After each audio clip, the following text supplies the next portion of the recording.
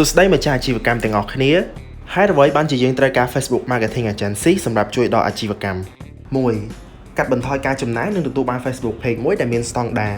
ជាធម្មតានៅពេលដែលយើងកាន់ Facebook Page មួយយើងត្រូវរៀបចំវាដោយខ្លួនឯងត្រូវចំណាយលុយទៅលើបុគ្គលិកដូចជាអ្នក design អ្នកសរសេរ content និងអ្នក boost ជាដើមកាន់តែពិបាកនោះគឺយើងត្រូវចំណាយលុយជាច្រើនដើម្បី boost តែអត់មានប្រសិទ្ធភាពឧទាហរណ៍ជាក់ស្ដែងនៅពេលដែលយើងចង់ជំរុញការលក់ផលិតផលរបស់យើងត្រូវចំណាយលុយទៅលើការប៊ូសាកល្បងថាតើ target audience បែបណាដែលត្រូវជាមួយនឹងផលិតផលរបស់យើងការចំណាយទៅលើបុគ្គលិកយើងត្រូវមានកញ្ចប់ថវិកាច្បាស់លាស់ដើម្បីចំណាយហើយចំណាយកាន់តែច្រើនទៅលើអ្នកដែលមានបទពិសោធន៍និងជំនាញច្បាស់លាស់ការសហការជាមួយនឹង Facebook Marketing Agency លោកអ្នកនឹងទទួលបានការកាត់បន្ថយចំណាយខាងលើនិងសន្សំពេលវេលាផងដែរពីព្រោះពួកគាត់មានក្រុមការងារនិងជំនាញច្បាស់លាស់ដើម្បីជួយដោះស្រាយបញ្ហាខាងលើនិងធ្វើឲ្យ Facebook Page លោកអ្នកមានស្តង់ដារ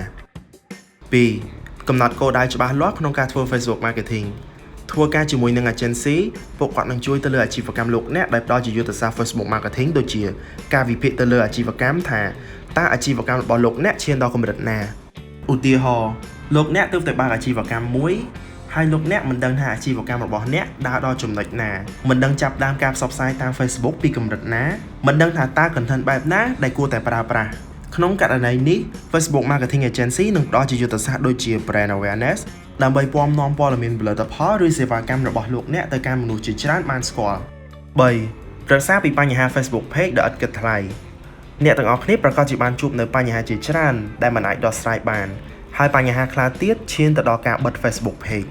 ជាមួយនឹងក្រុមការងារ Facebook Marketing ពួកគាត់នឹងជួយដោះស្រាយបញ្ហានិងផ្ដល់យោបល់បន្ថែមអំពីចំណេះដឹង Facebook Marketing លោកអ្នកអាចតាក់ទងមកក្រុមការងារ Plan B របស់យើងសម្រាប់ការពិភាក្សាដោយឥតគិតថ្លៃ